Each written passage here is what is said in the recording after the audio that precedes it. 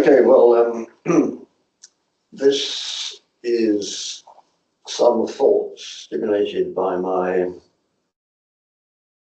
attendance on a course run by the Attingham on arts and crafts, houses and gardens. For those of you who don't know about Attingham, then Attingham is originally and still an annual summer school for a coach load of 40 people, half of whom are usually American, looking at country houses, their architecture and their contents. And in the summer they have a week which goes around different places around Europe looking at specific things. I previously went to one in Germany on Schinkel and various people, which was rather wonderful. So I thought that it would be great to go on this one because arts and crafts is one of the things that we particularly interested in, I suppose, as a stimulus. So visiting the Red House, which, as you know, was built for William Morris after he got married to Janie, and this was an ideal home outside London. Unfortunately,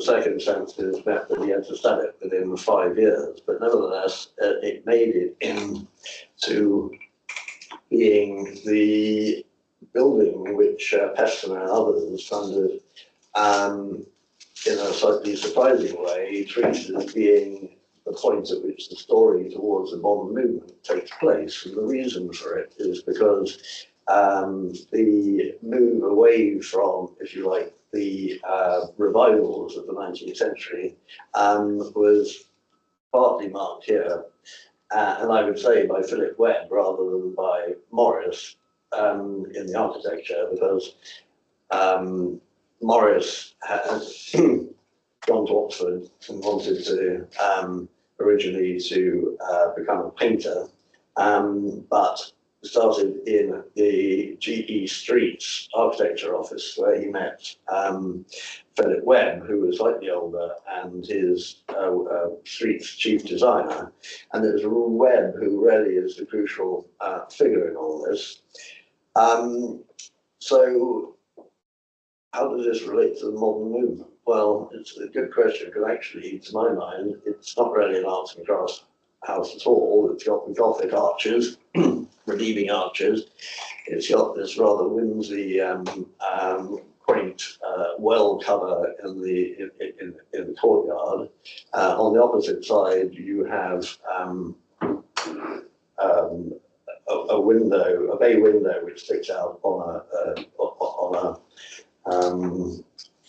a buttress, as it were, which I can't think of many examples in this country. It's almost a German feature, I think. But then you look at the plan on the right, and you have, you can see that the north is upwards, so the rooms facing south and the kitchen court on the left and the corridor on the right, all the rooms basically face north, and which is slightly perverse because you associate, at least I do, the later arts and crafts with facing the sun, facing south. So it's one in the sequence, but it's as close to neo-Gothic as you get, and the internal decoration is this very heavy furniture, medievalizing furniture by Morris, decorated by him and Burne-Jones and people, which is nothing if not medieval and very much pre-Raphaelite. I mean, they were all painted by him and Rossetti and Burne-Jones as these big pieces of furniture. So we had to look slightly harder to find the things which look forward, to my mind. So if you look at the detailing of the room on the left in the hallway, you can see that the door linings have got a simple chamfer. And that's true of the windows as well. They don't have mouldings, they have chamfered. And you can see the cornice is the vestigial cornice. It's just a sloping member, which is one length, a shelter. And then the top of the cupboard in the hall is just a slope. And of course, in the upper floor where you get the windows getting to the dormers, you automatically get that anyway. But just one other detail, which is the plank over the door. I had quite a close look, and there's a rough timber lintel behind what is basically a plank placed on the front of it to make it look a bit more neat, and it's got little notches at the end, and this is I suppose about as vestigial as you can get, and you can see the process of stripping down to avoid the overtly Gothic revival things, to get something which is moving towards what later becomes what I would call the vernacular revival. I mean, Arts and Crafts, the fundamental is vernacular revival. We're now jumped on 30 years to Philip Webb again, but at Standon in Sussex. And here you can see, the development in the intermediate period. So we have the drawing rooms and dining rooms on the south side, facing, in this case, a wonderful view. You get the local vernacular in terms of materials, the sort of Horsham stone up to there, the tile hanging, and then the wonderful famous Five Gables. Then to the right you get the water tower, because it's a pretty dry, well-drained gravelly landscape, which has got render, and he makes it acceptable, the bulk of the thing, by having this little lookout pavilion on top of the balustrade, which is sort of quite cute. And then the chimneys are entirely uncelebrated. They're big, but they're plain rectangular shafts. And in terms of materials, again, the barge boards in the gables. What I think is interesting here is that Gothic implied stone frames to windows, it implied leaded lights, and to some extent it implied something which is slightly not very well lit and slightly dark. Whereas here, the use of the great big Georgian sash windows is fundamentally, I think, an aspect of doing something which is better for making the interiors attractive. But it's also moving in this direction of saying, well, what is Georgian? You could say Georgian is a set of grammar, but if you strip out the specific things to do with columns, and you say it's a matter of technology of sash windows and things like that, that's the level. And I mean, it's really interesting later on that you get the arts and crafts designers, some of whom were very, very neo-Georgian, but they're definitely arts and crafts, Ernest Newton being, the main one, whose portrait you see downstairs in the Art Workers Guild. So the plan of Standon, so here we have on the south the drawing room and the dining room, and then a morning room picking up the east light, of course, and then a conservatory.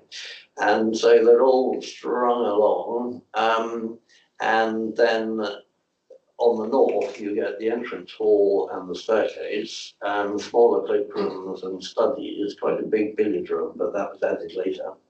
And then the elaborate service wing, which is de rigueur for people of a certain social status at that period. And it's interesting that this house was built for the solicitor called Beale, who I think is the person with whom we used to the practice. Beale and Co. is the direct lineal successor of this one. And he made lots of money, interestingly, in being a lawyer for the Midland Railway, or his father. No, it's probably him, yes. So when we look inside, then there's rather more William Morris here than would have been there originally, because the later people after the Beales had left collected William Morris stuff, and so it's like a museum of Morrisiana, slightly more than just an authentic interior. Having said that, I mean, it is, it gives you a fantastic flavour of what a rich art and crafts interior might be. So you get, in terms of the architecture, then you have the panelling, which is plain panelling in the sense is, again, just chamfered mouldings, but he's beginning to bring in a bit more, Georgian mouldings on the cornice and on the fireplace. The fireplace themselves, quite inventive variety of fireplaces in the house, with beaten copper side panels by one of the, possibly WAAS Benson, who did the light fittings. And then the zone of the wall paneling, the zone of the wallpaper finishes above door head height, and then you get the colour above that being in with the ceiling, which is of course the sort of medieval thing that you've got your stone cold pile and you put your paneling in, and then above that it's just white, interestingly done by the plasterer and not by the painter. The plaster was finished by doing soft distemper, which is chalk and animal glue size, and that was actually put on by the plasterer to be finished. It wasn't a separate operation. So this is the sort of different wall articulation from what we have here, which is going all the way up to the ceiling. And then we have a rich collection of arts and craftsy furniture and things. So a nice more of a carpet. These rather nice spindles, which they were very fond of. And then in this case, one of the Morrison & Co.'s lines was tapestry, which he revived with natural dyes and so on. And the way they're hung here, there are some rather lovely brass hooks, which I was rather keen on. But that, you see, to what level is it a medieval revival? What level is it a vernacular revival? To what level is it a fresh, inventive thing? Well, I think that's the problem with all revivals. They're all, stimulated by something, but they take it in a different direction. At least the better examples of it too. So this is again at Standon. The staircase consists of just fretted planks of oak, which is again the medieval thing in the less rich households who couldn't afford turned balustrades.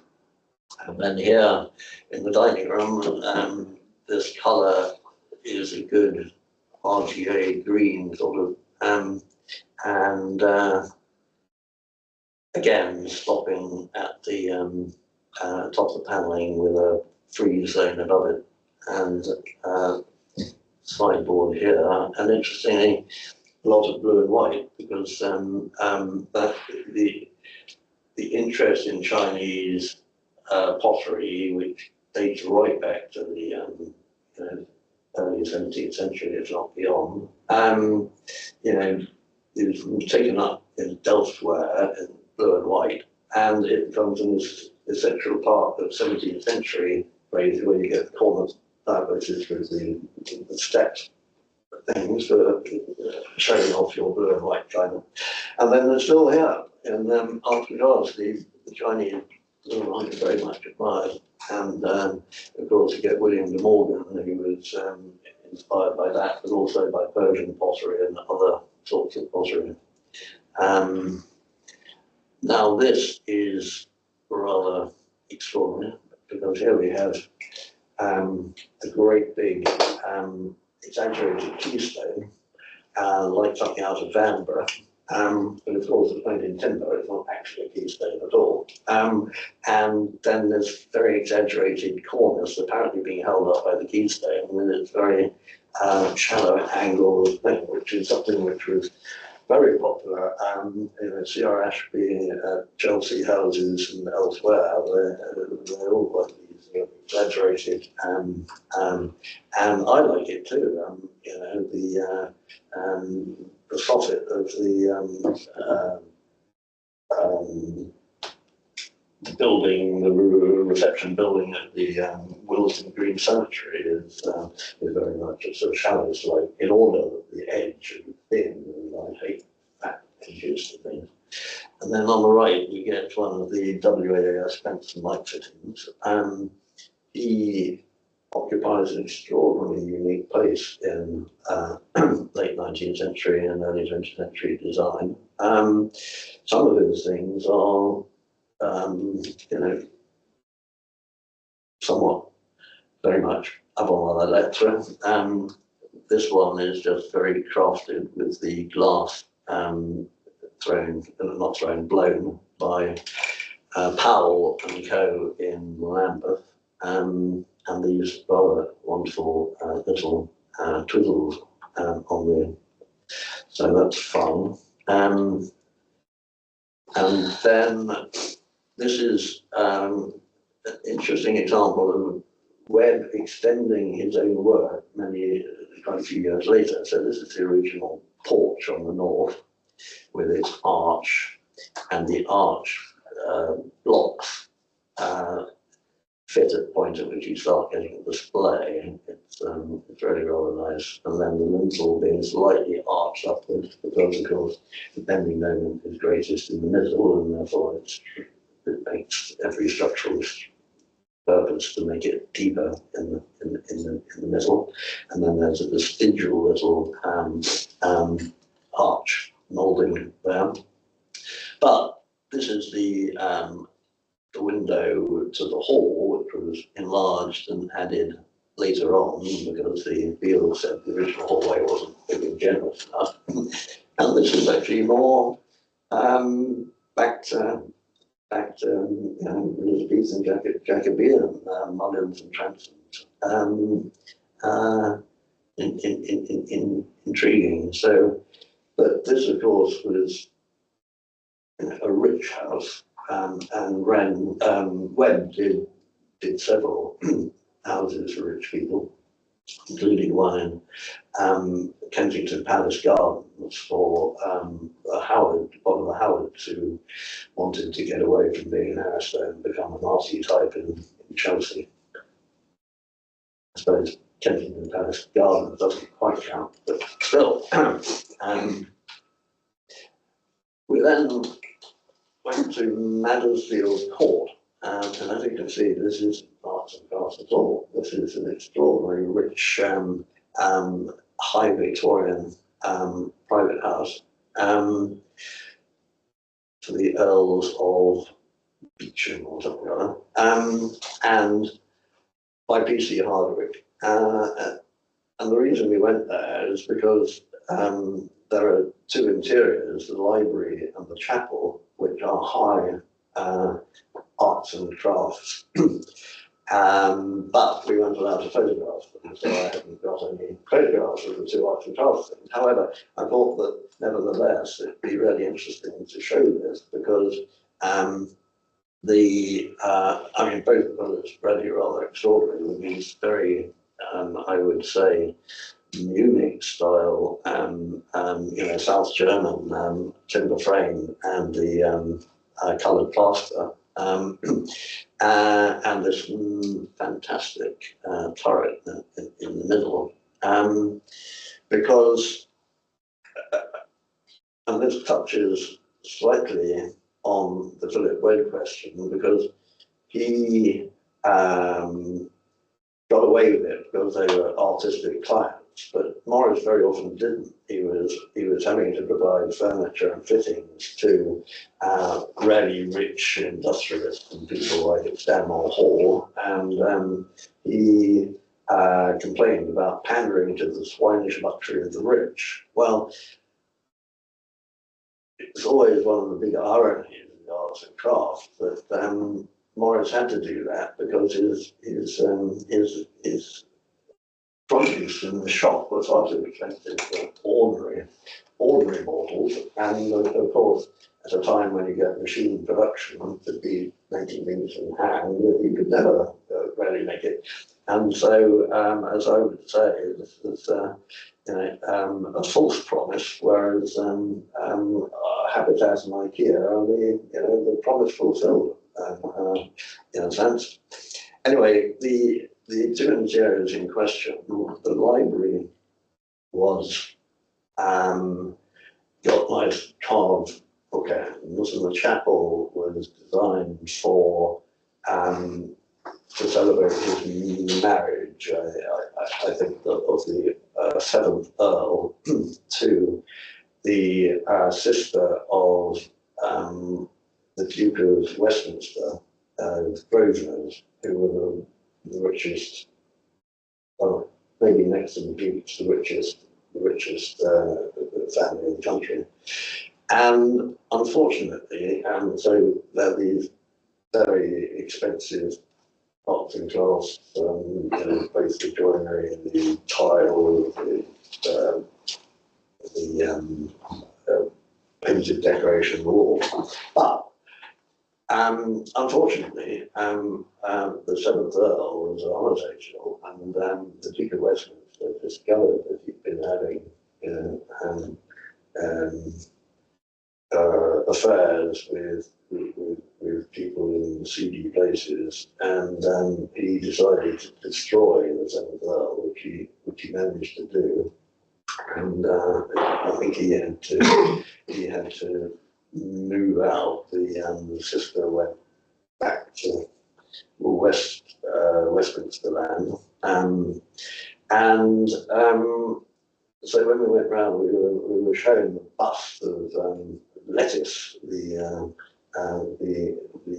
wife of the 7th Earl, which had been recovered from the bottom of the lake. The local sentiment seems to be with the Earl and not with the with her. But anyway, that's intriguing. Yeah. We now move on to Munstead Wood, Lutchings for Gertrude Jekyll, and of course the partnership between Lutchings and Jekyll is one of the great things of that period.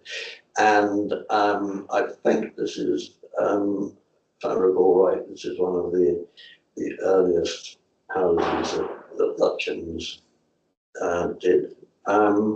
And in many ways, it's an example of Surrey vernacular, with the ironstone, the ranges of mullioned windows, the big tiled roof, but there's just a little bit of Lutchings quirkiness in the chimneys, because there are three shafts, three fireplaces, and I think it's one at the bottom which goes up to the middle, which is square, and then there's corner fireplaces in the 2 bedrooms up here, which are on the diagonal, and hence the stacks on the diagonal, which is quite a neat, fun Lutchingsy thing. And then on the right, this is apparently this is the Locus Classicus, this is the first ducal border, not looking its best because at the time of the year we were, but all herbaceous borders have come from this one, so they say. who am I to know? Inside, then you get Lutyens being quirky again. This is basically, Jacobean style staircase with big carved newel posts and turned balusters. But you look at the different finials, and they're all, well, most of them are different. And this one, I'm convinced, is supposed to be to an egg cut. It's Lutyens' joke. But this one doesn't have a cap, and I don't think it's been knocked off. It's just not there. And these are inherently different. But anyway, it's a good quirky stair, and I don't like the way that newel post sticks out and then joins up with that one. And then that takes you up to the rather splendid but rather functionless passage. So it's also the bedrooms on this side behind the panelling. There are quite a lot of cupboards and things here, but there's absolutely no need for it to be 12 foot wide or whatever it is, but it's great fun. And then this is the window letting light in via the service staircase, which is behind here, so the main stair and the service stair. And again, the panelling fairly plain. We now move to Van in Surrey, which was the weekend getaway, as was Standon for that matter. I mean, they're rich enough to have houses like this for just weekend use, and no doubt longer in the summer. So this is built around various pre-existing cottages. So here you can see the timber frame pre-existing cottage, which is extended this way. You can see the change in the roof, with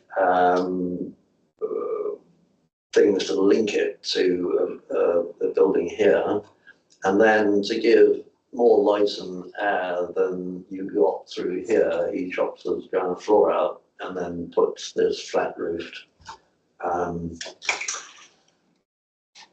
It's like a very long bay window, really, and it's not really a circulation route, it's just a place to sit in the sun more. And then on the other side of the building, you get this very picturesque composition. This is actually where the staircase is, so that sticks out in the middle, making a sort of triple recess, and then a large chimney.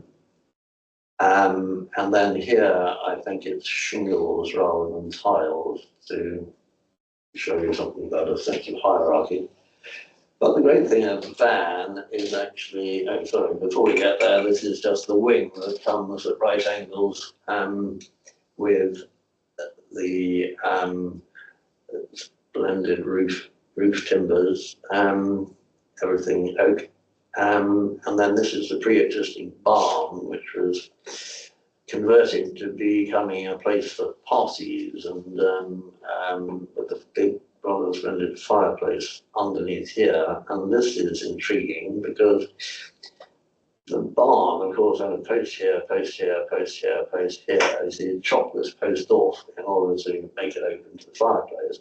And to get around the structural problem of this post sitting in nothing, they put this triangulated truss, which takes the load from that side, which is quite an ingenious sort of solution. I'm not sure it's terribly beautiful, but it's ingenious, certainly.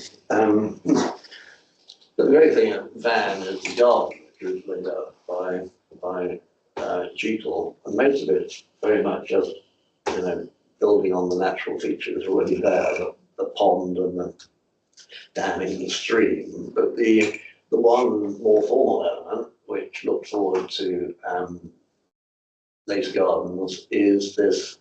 It's really a channel. There's a water channel running up the middle, then there's planting both sides, then there's grass walkway either side of that, and then you can just see here the beginnings of the yew hedges which flank it. So this all stretches behind the photograph for 50 meters or something, and it's really rather fantastic. We now move on to Gloucestershire and the west, rather than Surrey and Sussex. And of course, here we have stone, and the Cotswolds became the, as it were, the place for the arts and crafts, because originally it's where Theo Ashby moved with the Guild of Handicraft, which he started off at Tonby Hall when he was one of the volunteers. It started off in the building which was bombed in front of it, which is now the Malvern Gardens. And then he got rather fed up with Toynbee, not Toynbee, the Barnet, Canon Barnet, who he thought was just too patronising for words, sort of dishing out largesse to the indigenous people in East London. So he moved it to first to Essex, something further east, before moving into Chipping Campden in the Cotswolds. And so here we have Kelmscott, which is a nice 16th and 17th century house, leased by Morris and Rossetti from 1871, which was his sort of touchstones of perfection, really. And it appears in the line drawing, which is in News for Nowhere, his utopian novel about the revolution, after which everything, of course, is wonderful. And so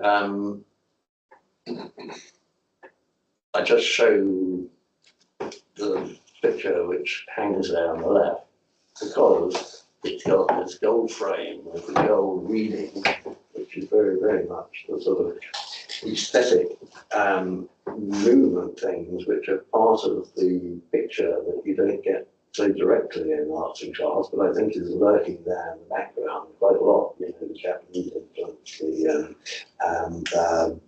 the Suffolk chairs with those very thin things, closer to some of the Japanese chairs and so on. And McMurdo with his sticky exhibition stands, which seem to lead into the fireplaces of some of the arts and crafts people.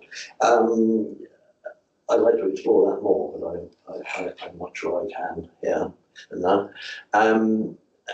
This is the genuine thing for a 16th or early 17th century oak stair. We then went to Owlpen, which has got lots of nice arts and crafts furniture, and it's got a lovely arts and crafts garden, but the house itself is basically 17th century, and it's got a glorious setting, and it's a magical place, I have to say. It's really, really nice. So the view on the left is just the looking out through the window with the central axis with the topiary edges, and then this one is the curve of the circle with a sort of bit of water, which forms the centre of the like a rose garden, you know, 4 quadrants with a circle in the middle. And then the steps, which Lutyens liked very much as well. Who did it first? I'm not sure. I mean, probably there are earlier 18th century examples of these things, which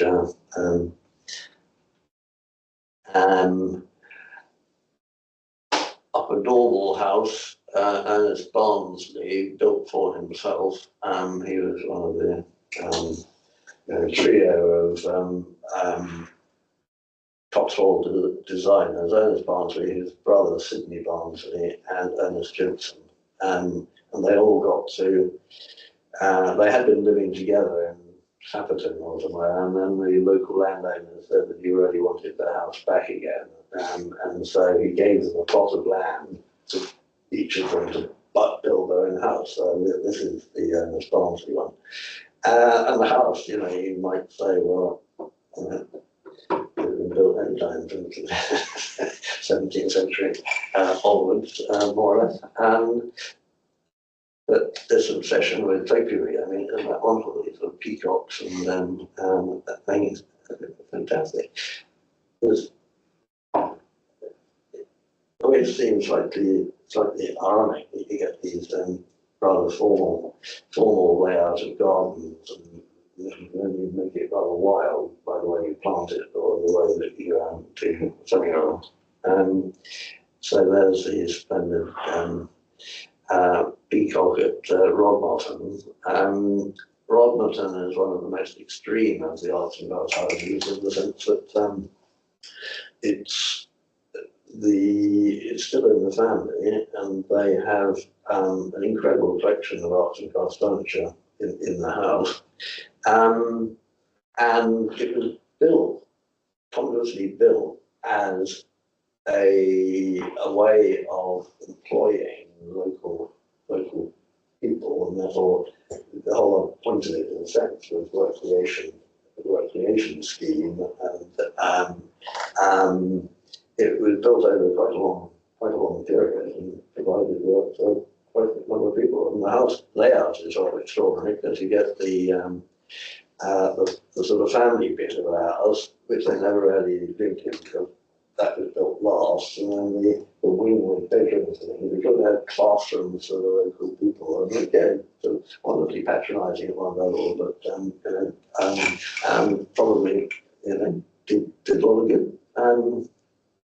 And the garden here with the great long axis with the yew hedge and the herbaceous border, and then another one going at right angles to that, down towards the view with these rather sort of Alice in Wonderland type cappings. But this I thought was really rather wonderful. I think these are an accumulation of stone sinks from local cottages, as it were, which are being chucked out. But you know, wonderfully bizarre arrangement with funny angles and the great. It's like yeah, also as well as Alice in Wonderland somewhere. Cotswold Farm, Sidney Barnsley, again. You know, every single feature we see here could come straight out of the 17th century. And so it's the feeling I have that the arts and crafts in terms of architecture is at one level a sort of another revival. It's a vernacular revival,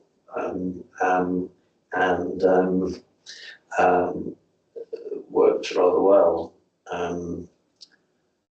And of course, you know, where you get the opportunity, you do some nice craftsmanship. So these rather fantastic lead collars and hoppers for the rainwater is good fun. And then, you know, another slightly less arts and crafts guards in this one. It's more like patio terrace with parterres, but anyway. Then we went to Hill's house, which was built by Detmar Blow, and this is all laid up for our lunch. So it's well worth going on these courses. You get privileged access to nice places and occasionally a nice lunch. So Detmar Blow, the first, when he saw me, he started off acting as a sort of companion to Ruskin when he was old in going around his trips, and he would, you know, make arrangements and do sketches and things. And then he became the ultimate clerk of works and living on the job for other architects. And then he started doing things himself, and he started moving in some really,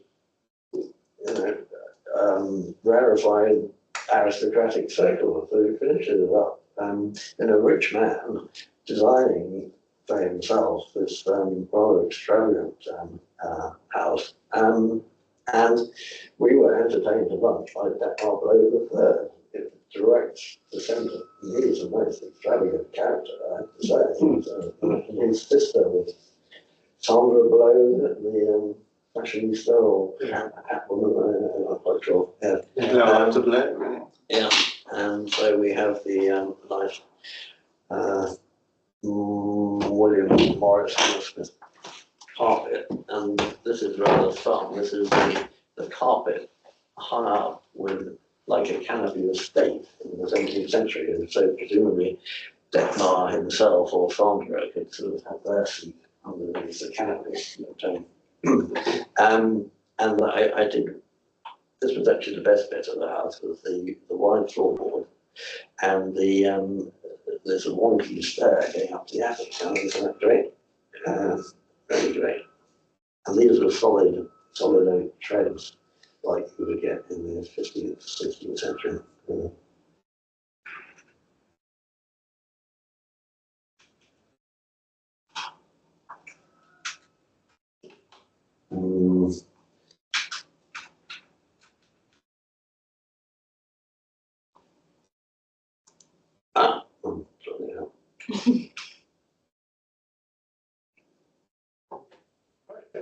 Sorry, now we move to Worcestershire and Perrycroft, which is Boise's first house, amazingly. 1895, you see, the same date as some of those other ones like Stanley.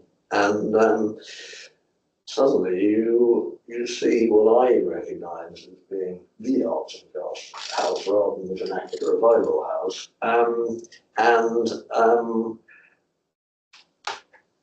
Boise immediately shot to fame with this house, and then all the other things sort of follows from it, and it has a lot of exposure in Europe as well, and no doubt one of those buildings which led Hermann Brutasius to be sent over here in the very late 19th century in order to study how the English gentlemen lived. Not only in terms of their house, but in terms of their dress and their habits and their, how to be an English gentleman if you're a Prussian Junker, basically, that's what it was all about. And in Voisey, we see in this case, a slate roof, a slightly lower pitch than the other ones, so that you can spread over, and then a plan where you can even read from here that this is the corridor of circulation, the room's the other side of it. This is the room above the porch, and so you slightly suppress the scale of the roof by having the roof relating to more or less to the rooms on the south, because this is the north side of the house. It's good. And then, rather like the window at Van, you get the flat roof over the Pentis here, and apparently the idea of having Virginia creeper was, as it were, suggested by Boise in order that you had a red in autumn to work with the green, and the slightly folksy aspects of Boise, the sort of battered chimney and the harling,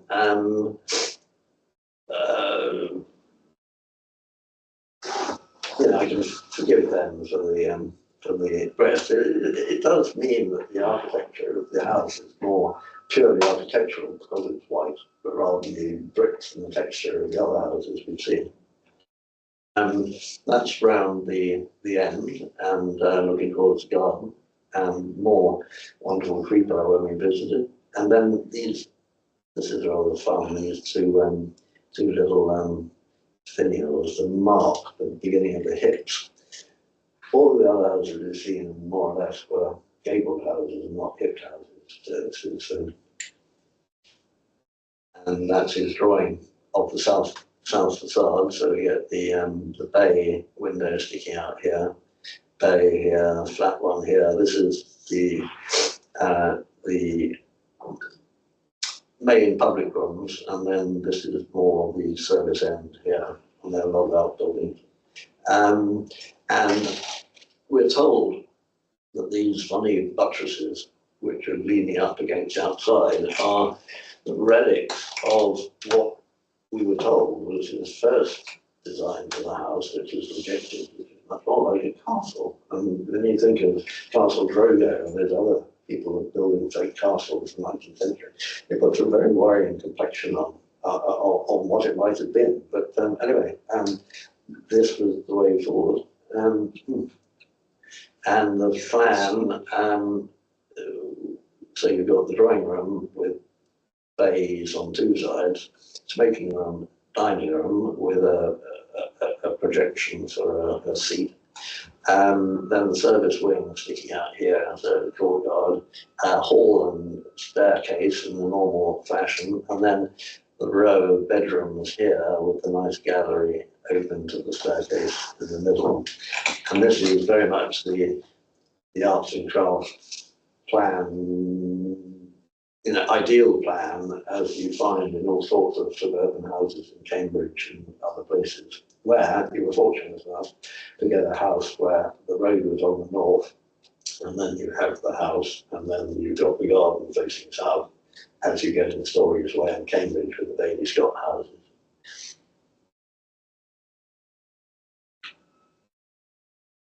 Inside, then, same sort of thing as Boise, as Philip Webb, with the fairly plain panelling up to a certain line. Here it's less regimented. It's quite happy for it to step down at this point. And the fireplaces quite intriguing because these are sort of classical, but not quite. They don't have any entablature or anything above them. So they're more related, I think, to the sense of you need the verticals to set against the horizontals you can get in McMurdo and people like that. And then this great big expanse of the rather wonderful stone that you also get in Philip Webb. And here's the window seat in its own little bay. And the absolutely astounding thing about Paragraph, apart from Boise, is its situation. It's you get to it along a long lane through the hills on one side, and you're looking at east. No, must be south. This is south. South is that way, so it's southwest. And those in the background are the Malvern Hills, and it's even more marked on the other side. So the garden is, you can just about see here that it's got a series of axes at right angles to each other, with hedges around the edge of the compartments and the thing. But because the whole site is sleeping diagonally across the grid, you get this wonderful thing of the that sense of formality is entirely overlaid by the situation, because the diagonal, this is the diagonal, which is the view that takes you down to the hills, and it's fantastic, absolutely fantastic. And that was the view when you sort of honed in a bit more. 3 lines of shadow. It's really bloody good. Can't think of too many places we have to really get that. But,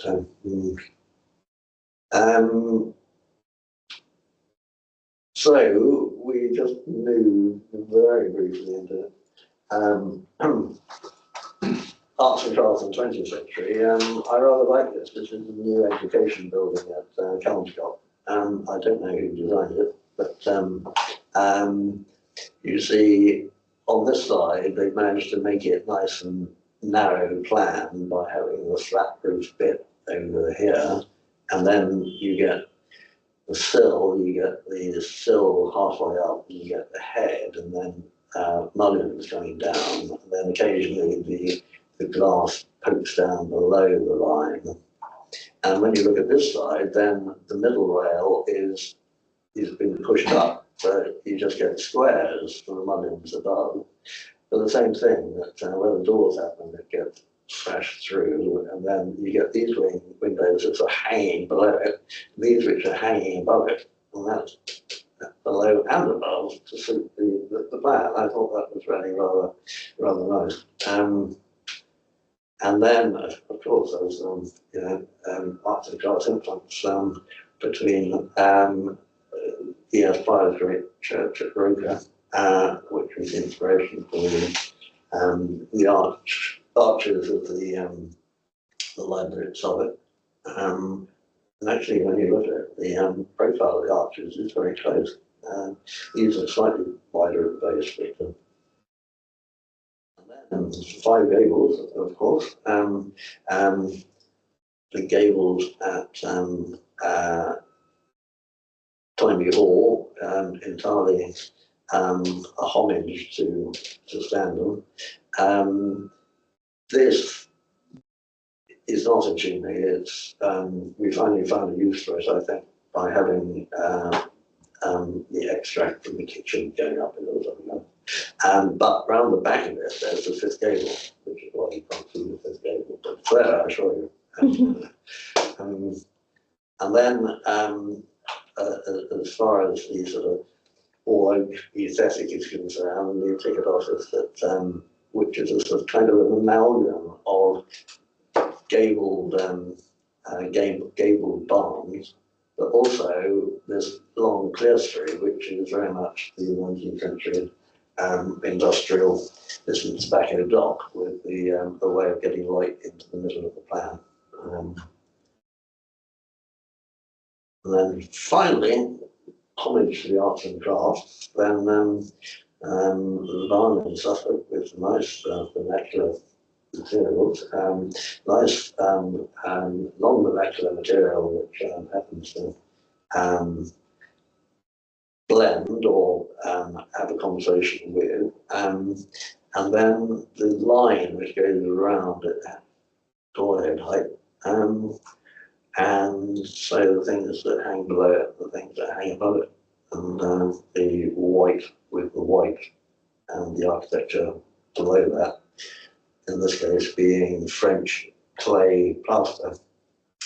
You can see the lovely red one there, the lovely grey one there. So there we are.